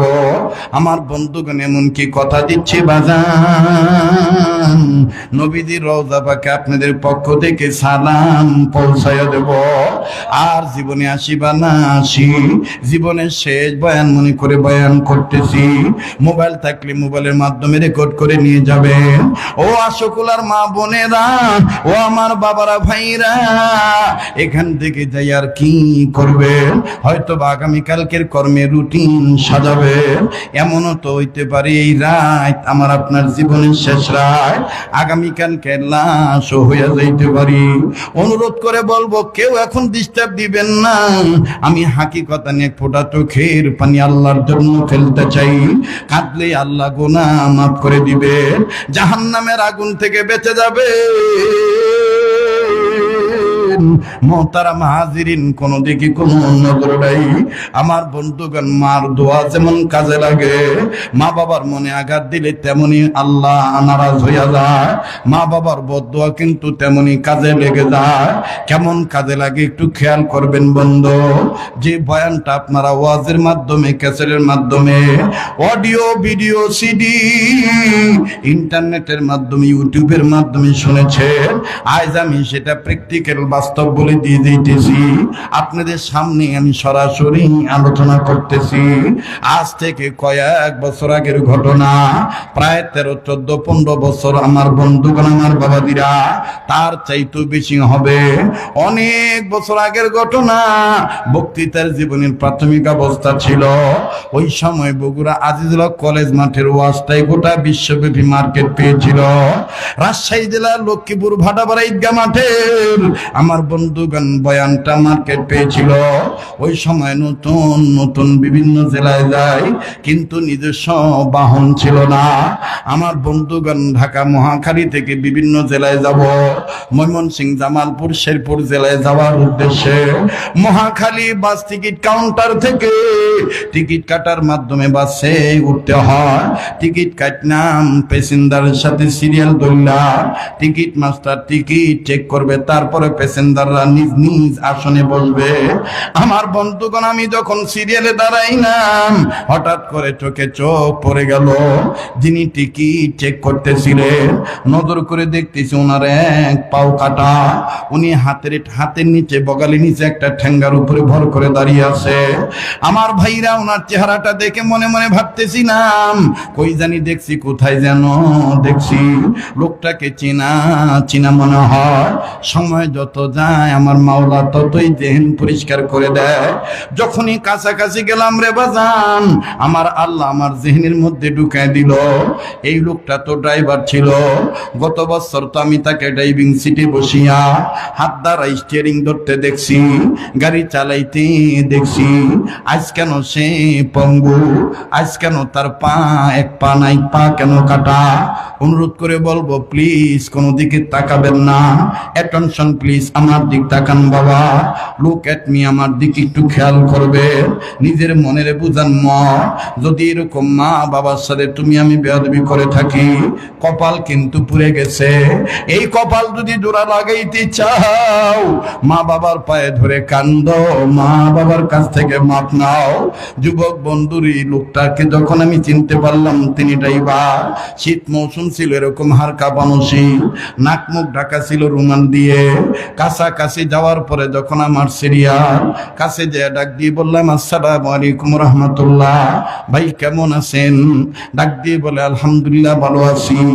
মুখটা থেকে রুমালটা সরানোর পর আমি ডাক দিয়ে বললাম, ভাই জান, আপনি আমারে চিনছেন কিনা? লোকটি ডাক দিয়ে বললেন, হুজুর বলেন কি, আপনি চিনব না মানে? ওই সময় সিরিকে সিরির ফিতার জামানা। ডাক দিয়ে বলে, হুজুর আপনার বয়ান এই বাসে চলে, আমরা বাসের স্টাফ, প্যাসেঞ্জার, যাত্রী যারা আছি, আমরা অনেক সময় আপনার বয়ান শুনি। হুজুর আপনি কেন সিরিয়ালে দাঁড়াইছে? আপনার পরিচয় দিলেই তো আমরা নিজেরাই আমাদের লোকেরা বসাইত। আমি বললাম, ভাইয়া আমি আপনার আমার পরিচয় জানার জন্য আপনাকে জিজ্ঞাসা করিনি আমার চিনছেন কিনা। আমি শুধু আপনাকে জানার জন্য আমাকে চিনাইতে চাইছি। আপনি না ড্রাইভার ছিলেন, আপনার পা কেমনে কাটলো? আপনি পঙ্গু কেমনে হইলেন? তাও আবার এক পা আছে আর এক পা নাই। বলেন না আপনার কেন এই ঘটনা, কেমনে কোন দিন হলো, কি কারণ, কবে অ্যাক্সিডেন্ট হয়েছিল? বলা মাত্রই লোকটা চোখের পানি ছেড়ে দিয়ে কান্দার ডাক দিয়ে বলে, হুজুর এই পায়ের কথা বলতেছেন, ডাইন পায়ের কথা। নিজে বাম হাত দিয়ে ডাইন পায়ের হাঁটুতে একটা থাপ্পড় মারলো। থাপড়া মেরে চোখের পানি ঝর্ণার মতন ছেড়ে দিয়া কান্দার ডাক দিয়ে বলে, হুজুর এটা আমার মায়ের সাথে বেয়াদবি করার ফল। আমি বললাম, মায়ের সাথে বেয়াদবি মানে? বলে, হুজুর আমি আমার মাকে রাখবো, শুধু এই পাও দিয়ে লাত্তি মারছিলাম, যার কারণে আল্লাহ আমার পাটা রাখেন নাই। আমি বললাম, কেমনি একটু বলেন না, একটু শোনান না। ডাক দিয়ে বলে, হুজুর সময় যদি দেন আমি আপনাকে শোনাবো, তবে আপনাকে বললে অনেক ভালো। অনেক যুবক বন্ধুরা মা বাবার সাথে বেয়াদবি করে, তারা যেন এই বয়ান শোনার পরে হেদায়েত হয়ে যায়, আল্লাহ যেন তাদের দিলের পরিবর্তন আনিয়ে দেয়। হুজুর আমি আপনাকে বলবো, হুজুর সময় যদি দেন আমি আমার দায়িত্বটা অন্যজনকে দিয়ে দেই, আপনাকে আমি একটু নাস্তা করাবো, চা খাওয়াবো। আমি বলি, কোন দিন আমি মায়ের লাঠি মারছিলাম? বাদান শোনা মাত্রই কলিজার মধ্যে কেমন জানি কামড় দিল। আরে যে মা মা মা মা আরে যে মায়ের কারণে এত সুন্দর দুনিয়া দেখতেছি, ওই মায়ের মানুষ কেমনে লাথি মারে। বাজান গুনাহ করতে করতে কলবে ময়লা দাগ পড়ে গেছে, যার কারণে হাকিকতান চোখের পানি পড়তে চায় না। একটু দিলটা নরম করেন না বন্ধু। কান্না না আসলেও কান্নার বান ধরবে। লোকটা আমার বন্ধুগণ বলতে যাই আমার হাত দুইরা কান্দার ডাক দিয়ে গৌরু বলার আগে বলেন না আমার আল্লাহকে আমারে মাফ করবে কিনা। আমি বললাম ভাই কেন মায়ের লাথি মারছিলেন? বলে হুজুর সারা রাত নাইট ডিউটি করি, গাড়ি চালাই, ওরকম শরীর নিয়া আমি সকালবেলা উঠার পরে বাড়িতে গেছি, বাড়িতে ক্লান্ত শান্ত শরীর নিয়ে গেছি। আমার বাড়িটা রাস্তা সংলগ্ন, গেটের কাছে দাঁড়াইয়াই আওয়াজ পাই মা আর বউর কাজিয়া। মার বউ ঝগড়া করতেছে, কিন্তু মায়ের মুখ থেকে কোনো ফায়সা কথা শুনি না। মেয়ে আমার বউ এমন বিশ্রী ভাষায় কথা বলতেছে, বাড়ি ভর্তি অনেক পাড়া প্রতিবেশী লোকেরা জমা হয়ে গেছে। হুজুর আমার মাইন্ডে লাগলো, মেজাজ আমার গরম হয়ে গেল। আমি বাড়ির মধ্যে ঢুকিয়া গরম আওয়াজ দিয়া আমি ডাক দিয়ে বললাম তোমাদের কি মান সম্মান নাই? রাস্তা দিয়া মানুষ গেলে তোমাদের এই গালিগালাজ শুনলে কি বলবে? এটা কি বস্তির বাড়ি নাকি? হুজুর আল্লাহর কসম করে বলি, আমার গলার আওয়াজ পাওয়া মাত্র আমার মা মুহূর্তের মধ্যে আমার মা মাথাটা নিচু করে দিয়া আমার মা লজ্জা বোধ করিয়া নিজে চলে গেল নিজের ঘরের দিকে। মা একটি কথা বলল না। মা আমার পান খাওয়ার অভ্যাস ছিল। মা ঘরের ভিতরে যাইয়া অর্ধেকটা অংশ খাটের নিচে দিছে, আর অর্ধেকটা অংশ নিয়ে মা খাটের উপরে বসছে। মা বেড়ার দিকে মুখ দিয়া মুখ দিয়া মা বেড়ার দিকে খেয়াল করিয়া পেট আর পিঠ আর এই মাজা কোমরের সাইডটা ঘাড়ের সাইডটা দরজার দিকে দিয়া মা বসছে। আমার মা পান বানাইতেছিল, আর মা নিজে বিনবিনায় কান্দার ডাক দিয়ে আল্লাহ রে, অনেক আগে স্বামীরে নিয়ে গেছো, তুমি আমারে কেন স্বামীর সাথে নিয়ে গেলে না? স্বামী থাকলে তো আজকে এইভাবে ওর বোর গালিগালাজ শুনতে হইতো না। হুজুর আমার মা যখন বিনবিনে বলে, আমার বউটাই কথা শুনিয়া আমার কাছে ভালো সাজার জন্য এমন একটা চিৎকার দিয়ে জমিনে পড়ে গেল। লোকেরা বলতেছে, মহিলারা বলতেছে দাঁতি লেগে গেছে। কত মানুষ তার মাথায় পানি ঢালতেছে, না দাঁত খোলে না, চোখ খোলে না। হুজুর আমার ছোট্ট ছোট্ট বেটা বেটি, মা যখন কথা বলে না, দুই বেটা বেটি তাদের মায়ের বুকের কাছে বসে কয় আম্মু আব্বু আসছে, তুমি কেন চোখ খোলো না, কথা বলো না? আমার বেটা বেটি যখন এরকম কান্দে, আমার মনের ভিতরে শয়তান একটা চিন্তা ঢুকায় দিল, এই ওদের মা যদি মারা যায় তাইলে ওরা মা হারা হইয়া যাবে, আমি আসামি হইয়া যাব। হুজুর আমার মা ওদিকে বিনির বিনির করতেই ছিল। আমি এখন রাগ কন্ট্রোল না করতে পারিয়া কি করব? আমি তখন মাকে দোষী সাব্যস্ত মনে করিয়া আমি আমার মায়ের ঘরে ঢুকিয়া ভালো মন্দ যাচাই না করিয়া আমার মায়ের চুলের মুঠি ধরিয়া আমি আমার মায়ের কোমর বরাবর কোকসা বরাবর এত জোরে একটা লাথি মারছি, আমার মা খাট থেকে পড়িয়া যায়। হুজুর আমার মার কাছ থেকে হাত পানের বাটা ছিটকে চলে যায়। হুজুর লাথিটা এত জোরে লাগছিল, হুজুর মা জননীর চেহারাটা কালো বর্ণ হয়ে যায়, মায়ের দমটা কেমন জানি আটকা আটকায় যায়, খিল লাগা লাগা ভাব। হুজুর আমার মা একটা গালি দেয় রে, একটা বদুয়া করে রে। মা শুধু খালি বলতেছিল, বাবা তুই আমারে কেমনে লাথি মারলি? তোর পায়ের লাথি খাওয়ার আগে কেন আল্লাহ আমারে মরণ দিল না? কেন আমার মরণ হইল না? হুজুর আমার মা এইভাবে খালি কান্দার গোংরায়। আমার মায়ের কান্নার আওয়াজ শোনার পরে আমার যে আত্মীয় স্বজন ছিল, পড়োশি প্রতিবেশী ছিল, অনেক মেয়েরা মহিলারা পুরুষেরা আসিয়া কয় বাবা এই এটা তুই কি কাজ করলি? মায়ের গায়ে কেউ কোনদিন লাথি মারে নাকি? হুজুর আমার মায়ের কান্নার আওয়াজ যখন আমার মেয়ের কানে গেছে, আমার মেয়েটা মায়ের থুইয়া আমার মায়ের কাছে যাইয়া ডাক দিয়ে কয়, দাদু ভাই কান্দো কেন, আব্বু কি মারছে নাকি? আমার মা তখনও আমার মেয়েকে আমার বিরুদ্ধে অভিযোগ দেয় না, খালি ডাক দিয়ে বলে, কবলে ছিল বেটার পায়ের লাত্তি খাওয়া, আল্লাহ কেন আমারে মরণ দিল না? হুজুর আমার মেয়েটা যখন বুঝতে পারলাম আমি আমার মায়ের লাত্তি মারছি, আমার ওই ছোট্ট মেয়েটা আমার শার্ট আর প্যান্টটা ধরে টান দিয়া কয়, ও আব্বা তুমি কেমনে তোমার মায়ের লাত্তি মারলা?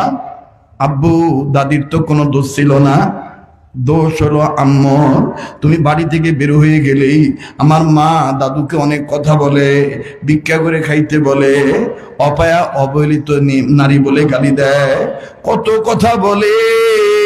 জোয়ান বয়সে নাকি স্বামী খাইছে, এখন নাকি তোমাকেও খাওয়ার জন্য সে চাইতেছে। এইভাবে আমার মেয়েটা যখন রাত সাক্ষী হইয়া বলতেছিল, হুজুর আমার ভিতরে যত শুনি ততই দুর্বল হয়ে যাইতেছিলাম, আর নিজের কাছে এত অপরাধী, আমার শরীরে কেমন জানি কম্পন সৃষ্টি হয়ে গেছে, কাঁপা কাঁপি শুরু হয়ে গেছে। আমি এটা আমার মায়ের কেমনে লাথি মারলাম? আমার ওই ছোট্ট মেয়েটা ডাক দিয়ে কয়, শিগগিরই দাদুর পা ধরে মাপ চাও। হুজুর আমার মা বুঝে পেরে ওঠার আগেই আমার মা অভিমান বশত আমাকে আর আমার মেয়েটাকে আদ্রভাবে ধাক্কা দিয়া ঘর থেকে বের করে দিল, দিয়া দরজাটা লাগাই দিল, খিল লাগাই দিল। মা সারাদিন খালি কতক্ষণ পরে পরে একটা কথাই কয়, আল্লাহ ওর পায়ের লাত্তি খাওয়ার আগে আমার মরণ দিলা না কেন? মাবুদ আমার আর সহ্য হয় না। হুজুর আমি তো এদিক দিয়ে হোপলেস হয়ে গেছি। পরক্ষণে এলাকার মানুষ অনেকে বললো এটা তোমার ঠিক হয় নাই। আমার বউটাও দেখলাম তার জ্ঞান ফেরার ভাব করলো। বউটা যখন জানতে পারলো, মানুষ যখন বলছে যে তোমার কারণে সে তোমার শাশুড়ি গায়ে হাত তুলছে, তোমার কারণে সে তার মায়েরে মারছে, তাও আবার লাথি মারছে, আমার বউটা আসিয়া ডাক দিয়ে কয়, কি পাগলামি করছেন? মায়ের গায়ে কি কেউ কোনোদিন লাথি দেয় নাকি? আমার বউটা তখন দেখলাম সারেন্ডারের ভাব পোষণ করিয়া আমারে ডাক দিয়ে কয়, স্বামী মন ঘাবড়াবেন না, মা যদিও কষ্ট পাইছে, যাই হোক আমি আপনার কাছে বলতে চাই এখন আপনি ফ্রেশ হন, প্রয়োজন বোধে আগামীকালকে ডিউটি দিকে সেই সকালবেলা দুই স্বামী আর স্ত্রী মায়ের পা তুলে থাকবো, মা মাপ না দেওয়া পর্যন্ত পা ছাড়বো না। হুজুর আমার বউর এই তাৎক্ষণিক বুদ্ধি শুনিয়া আমি কথাটা মেনে নিলাম। আমি আর সামনের পদক্ষেপে আগাইলাম না, কোনো মতন ফ্রেশ হইলাম, যেহেতু বিকালবেলা সন্ধ্যার পরে আবার ডিউটিতে আসতে হবে, শেরপুর থেকে আবার ঢাকায় আসতে হবে। হুজুর আল্লাহর কসম করে বলি, সন্ধ্যার আগে যখন টিপ ভরার জন্য জামা কাপড় গায়ে দিয়ে যখন বাইরে এলাম, আমার মা খাইছে কিনা তা তো আমি খবর নেই নাই। আমি যখন বের হব ডিউটির উদ্দেশ্যে, আমার বাচ্চা মেয়েটা তার দাদির কাছে যায়, কয়, দাদু ভাই আব্বু চলে যায়, আব্বু চলে যায়, আব্বু ঢাকা চলে যায়। হুজুর দেখেন মা কারে বলে। আমার মা যখন জানতে পারছে আমি ডিউটিতে যাই, আমার মা তাৎক্ষণিক দরজাটা খুলে ওই ব্যথার জায়গায় হাত দিয়ে আমার মেয়েটাকে ডাক দিয়ে কয়, তোরা বুড়ে খেয়ে যেতে বলিস, তোরা বুড়ে দেখে শুনে গাড়ি চালাইতে বলিস। আমার কপালে ছিল ওর পায়ের লাথি, ও যেন ভালো থাকে, তোরা বুড়ে খেয়ে যেতে বলিস। হুজুর আমার মা যখন এইভাবে বলে, আবার এত কষ্ট লাগতেছিল, খুব ভয়ে আমি লাথি মারছিলাম। যেই মা আমার খানার খবর নেয়, যেই মা আমার ভালো থাকা চায়, হুজুর আমি লজ্জায় আর মার কাছে গেলাম না। বোর বুদ্ধি শুনিয়া আগামীকালকে মাপ চাওয়ার জন্য রেডি হইলাম। যেহেতু গরিবের সংসার, গাড়ি না চালাইলেও খাবার আসবে না, সংসার চলবে না। হুজুর আমি রাত্রিবেলায় ডিউটিতে চলে আসলাম, শেরপুর থেকে ঢাকার উদ্দেশ্যে যাত্রী নিয়ে গাড়ি চাললাম। হুজুর যুগের পর যুগ, বছরের পর বছর যেই রাস্তায় গাড়ি চালাইছি কোনোদিন একটা জন্তু চাক্কার নিচে পড়ে নাই, কিন্তু ওই দিন সামন পাশ থেকে একটা পিকআপ ভ্যান এসে এমন ভাবে আমার মুখোমুখি সংঘর্ষ লাগাই দিল, হুজুর কত যাত্রী আহত হইল, অনেকের পা কাটলো, মাথা ফাটলো, হাত ভাঙলো। হুজুর আমার দেখতেছে আমার কিচ্ছু হয় নাই। আমার স্টাফরা বলতেছে উস্তাদ নামেন, অনেক যাত্রীদের অবস্থা মুমূর্ষ অবস্থা। হুজুর গো আমি ভাবছি আমার কিচ্ছু হয় নাই। আমি মনে করিয়া যখন আমি নামব তখন দেখতে পাইলাম আল্লাহর মায়ের দুনিয়ার ভাই। আমি নিচের দিকে তাকায় দেখি, উঠতে যাইয়া দেখি পাও টান দেই, পাও আসে না। যেই পা দিয়া মায়ের লাত্তি মারছিলাম, এই পা আমার বাসের শীত ভেঙ্গে আমার পায়ের হাঁটুর নিচের সাদা গোস্ত এবং সাদা হাড্ডির দিকে লেগে আছে। এবার লোকেরা ডাক দিয়ে কেউ ওস্তাদ পা নাড়াচাড়া করবেন না, নিচে রক্তের স্রোত বয়ে যাইতেছি, মনে হয় এটা কাটা ছাড়া পা বের করা যাবে না। হুজুরের পরে কি হয়েছে আমি বলতে পারবো না। হুজুর আমাকে দরাদরি করে নাকি তারা সদর হাসপাতালে নিয়ে যায়। ডাক্তার জব দিয়ে বলছে এখানে হবে না, ঢাকা পঙ্গু হাসপাতালে নিয়ে যাও। ঢাকায় আনা হয়েছে। হুজুর ডাক্তার শত চেষ্টা করছে, পাটা রাখতে পারে নাই। আমার পাটা হাঁটুর নিচ থেকে কেটে ফেলে দিতে হয়েছে। হুজুর গো সবচাইতে বড় আশ্চর্যজনক কথা হইল, আমার জ্ঞান ফেরার পর আমি অনুভব করতে পারতেছি আমার এই কাটা পাটা কে জানি দুইটা হাত দিয়ে আর্দ্রভাবে টিপ দেয়, আর কে জানি গুনগুন করে কান্দার বলে আল্লাহ। আমার ছেলে বুঝে নাই, না বুঝে আমারে মারছে। আমি তো তোমারে বলি না আমার বেটার তুমি ক্ষতি করে দাও আল্লাহ। হুজুর আমি চোখ খুলে দেখি যেই বইয়ের কারণে মায়ের গায়ে লাথি মারলাম, আমার ওই বিছানার পাশে বউ ছেলে মেয়ে অন্য একটা বেড আলাদাভাবে নিয়ে তারা আরামের ঘুম ঘুমায়। কিন্তু যেই মায়ের লাথি মারছিলাম ওই মা ব্যথাযুক্ত শরীর নিয়া, মা আমার দুইটা ঠ্যাং সুন্দর করে তার দুইটা হাত দিয়া আর্দ্রভাবে টিপ দেয়, কয় আল্লাহ আমার এই স্বামী নাই, আমার এই বেটাই সব। এই বেটা যদি মরে যায় কে আমার আম্মু কয়ে ডাক দিবে, মা কয়ে ডাক দিবে। হুজুর আমি আর নিজে ঠিক রাখতে পারলাম না। আমি নিজের দুইটা হাত বাড়ায় নয়, একটা হাতে তো স্যালাইন, আর এক হাত দিয়া মায়ের এই ঘাড়ের মধ্যে আর্দ্রভাবে একটু হাত দিয়া বললাম মা আমারে মাফ করে দে। হুজুর আমার মা তার দুইটা হাত আমার ঘাড়ের নিচে দিয়া আমার মাথাটা বুকের সাথে লাগাইয়া, মা তখন আমার মাথার চুল নাড়ে আর ডাক দেখে আব্বু রে, আমি মা তোর উপরে আমার কোনো মন খারাপ নেই বাবা, তুই আমারে মারছিস কোনো দুঃখ নেই বাবা, বাবা এরকম রাগ আর করিস না বাবা। হুজুর আমার মার কাছে আমি মাপ নিলাম, মাপ চাইলাম হুজুর, কিন্তু আমি এটা 100 থেকে 100 ভাগ সত্য যে হুজুর আমার মায়ের লাত্তি দেওয়ার কারণে আল্লাহ সহ্য করে নাই।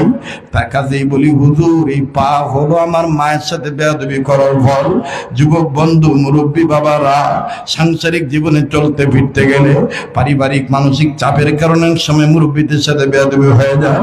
আমার বন্ধুগণ মন খারাপ করবেন না, আসছেন তওবা করার জন্য, গুনাহ মাফ নেওয়ার জন্য। আল্লাহ ওয়ালা আলেমদেরকে নিয়ে এই কাবাদরা হাত নিয়ে আমি আপনাদের জন্য দোয়া করব। আরে বন্ধু ইমাম আজম আবু হানিফা রাহমাতুল্লাহ আলাইহি মা বাবার পায়ের কাছে বসে ডাক দিয়ে বললেন মা গো আমি আপনাদের এতটুকু জানাই, আপনাদের পায়ের নিচে আমার বেহেশত, আল্লাহ পাক আমার জান্নাত আপনাদের পায়ের নিচে দিছে। ইমাম আজম আবু হানিফার মা ডাক দিয়ে বলেন আবু হানিফা তোমার প্রতি আমরা রাজি, তোমার প্রতি আল্লাহ রাজি হয়ে যাবে, জোরে বলেন সুবহানাল্লাহ। এবার ইমাম আজম আবু হানিফা রাহমাতুল্লাহ আলাইহি বললেন মা বিশাল একটা ফাইনাল পরীক্ষা আমি রেখে আসছি মা। একজন খ্রিস্টান পণ্ডিত আমাকে একটা অপ্রাসঙ্গিক প্রশ্ন করছে, যে প্রশ্নের উত্তরটা দুনিয়ার কিতাবের মধ্যে নাই। মা গো আমি কিতাবের মধ্যে দেখেছি প্রশ্নের উত্তরটা আছে মা, মা তার উত্তরটা না দিয়ে তোমাদের ভেজাল মিটাবার জন্য আইছি মা, আর রাগারাগি করিও না। এইবার ইমাম আজম আবু হানিফা চলে গেলেন। বাবাজি খ্রিস্টান ব্যক্তির উত্তর দিবেন, কিন্তু বাজার নেই এখানে আমি 5 মিনিট 2 মিনিট ছোট্ট একটা আবদার করো। আপনার অনেকে জানেন এই পাগল কোনোদিন বয়ান ফিনিশিং না দিয়ে যায় না। আমার বন্ধুগণ অনেক মুরব্বীদের চোখের পানি পড়েছে, অনেক সোনার চান যুবক বন্ধুরা কেঁদে দিয়েছেন। এই চোখের পানি বৃথা যাইতে দিবে না আমার আল্লাহ।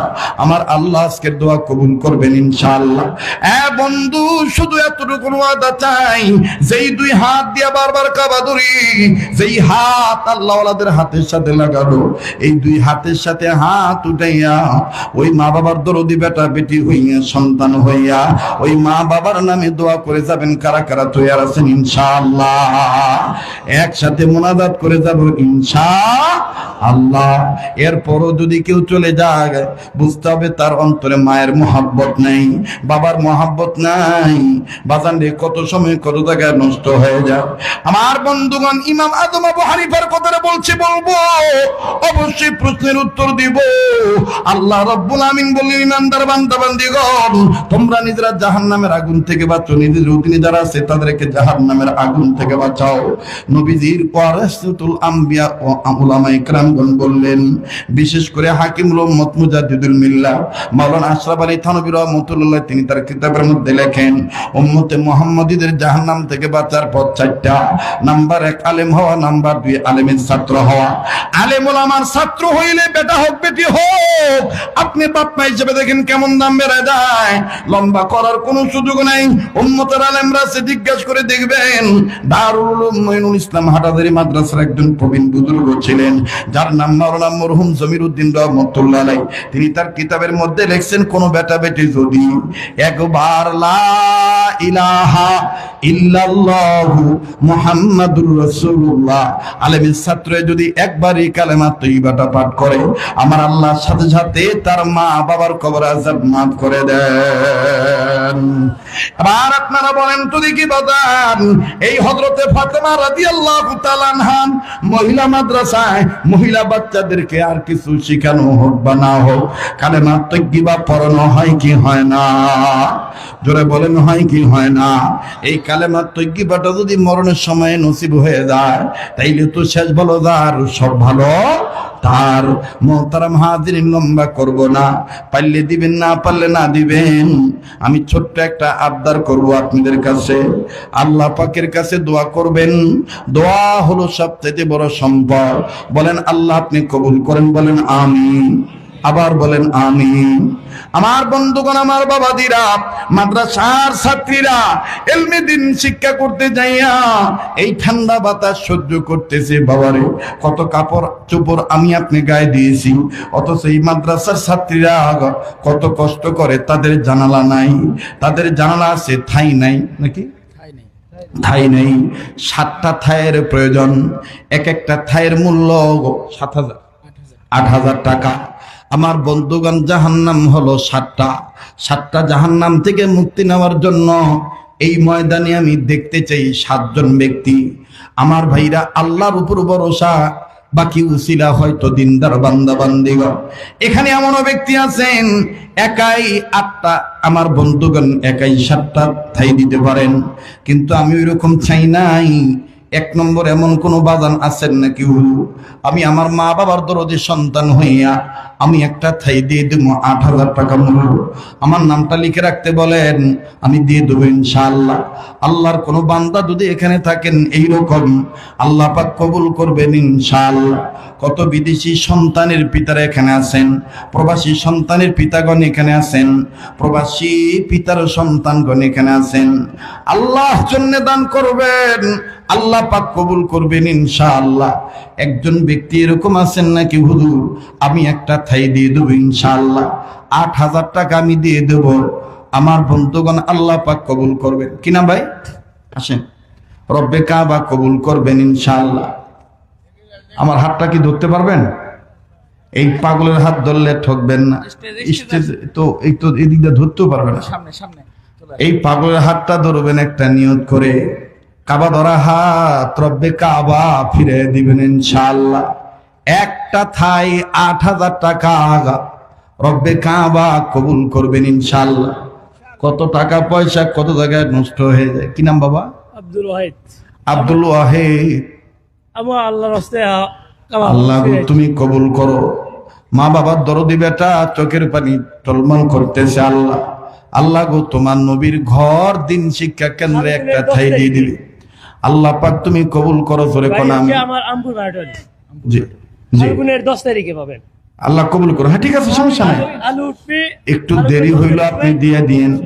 2 নম্বর এমন কোন বাপ ভাই আছেন নাকি এখানে? হুজুর আমি একটা ঠাই দিয়ে দেব। ওই যে পিছনে একজন হাত উঠেছে, কি নাম ভাইয়া? আসেন না, একটা নিয়ত করে আসেন। কার জানি বেটা বেটি হয় না, কার জানি ব্যবসা বাণিজ্যে বরকত হয় না, কঠিন রোগ দূর হয় না। রব্বে কাবা কবুল করবেন ইনশাআল্লাহ। কে আছেন গো? একটা ঠাই 8,000 টাকা।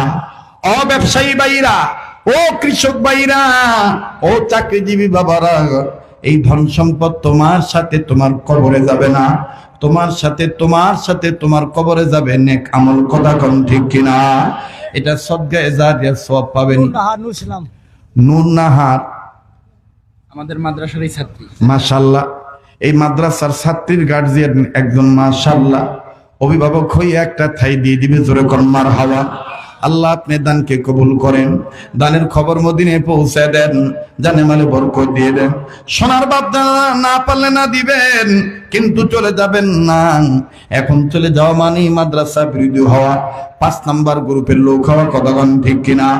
আলেম হবেন, নতুবা আলেমের ছাত্র হবেন, নতুবা আলেমের কথা শুনবেন, নতুবা আলেমদের মহব্বত করবেন। আমার বন্ধুগণ 2 জন হয়ে গেল, আর 5 জন ব্যক্তি এমনকি কোনো হাদিস নাই।